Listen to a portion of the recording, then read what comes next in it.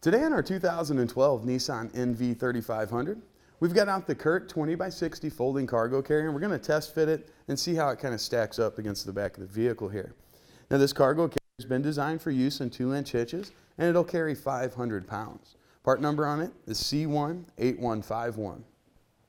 You can see here we've got the kind of the medium-sized mesh floor in it, or expanded steel floor. Lots of room for that dirt and debris to fall down and out, but still going to give us some support for even smaller items. There's also going to be a raised rail that goes all the way around the outside.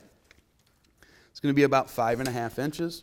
Not only is that going to give us good support for the load front to back and side to side, but you can see here it's also going to offer some really good connection points for straps, so once that gear is all loaded up, we can get it secured. Now here on the back side of the carrier, we've got about 16.5 inches worth of ground clearance. At its closest point, overall we're going to add about 34 inches to the overall length of the vehicle.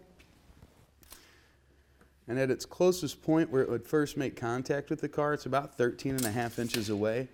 However, if we were to slide it forward, it would make contact with that weld and it wouldn't allow it to go any further. Let's check our door clearance here.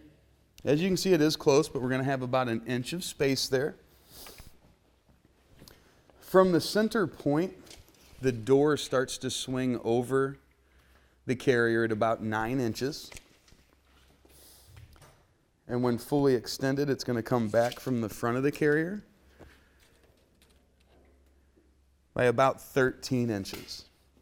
So from 13 inches back on the carrier to 9 inches from center in this triangle-shaped area on each side, if you're going to have items stacked up to how you might run into a little bit of interference, so just keep that in mind. The exhaust is a passenger side exit exhaust. That's going to come out this way. Really no danger when transporting heat-sensitive materials of any discoloration or melting. Another nice thing about the carrier is going to be the pin and clip located here in the middle. Just want to pull those out. Rotate our carrier into its stored position. And then we just take that pin and clip and get them reinserted there. Just like that. That's going to change a few of our measurements. Let's go over them again. Looks like we're now going to have about 13 3/4 of an inch worth of ground clearance. Our closest point is going to be about 3 3/4 of an inch away. And overall, we're going to add about 12.5 inches to the back of the vehicle. So drastically reduces that. That's going to give us some more options, especially with something of this size. Parking lots, garages, things like that. But folded up, we should have plenty of room. Now that we've had a good look at the CURT folding cargo carrier and we've seen how it's going to fit our 2012 Nissan NV-3500, let's take a look and see how that carrier performed when they had it on the test course. Here on our test course, we'll start by going through the slalom. This is going to show us the side-to-side action.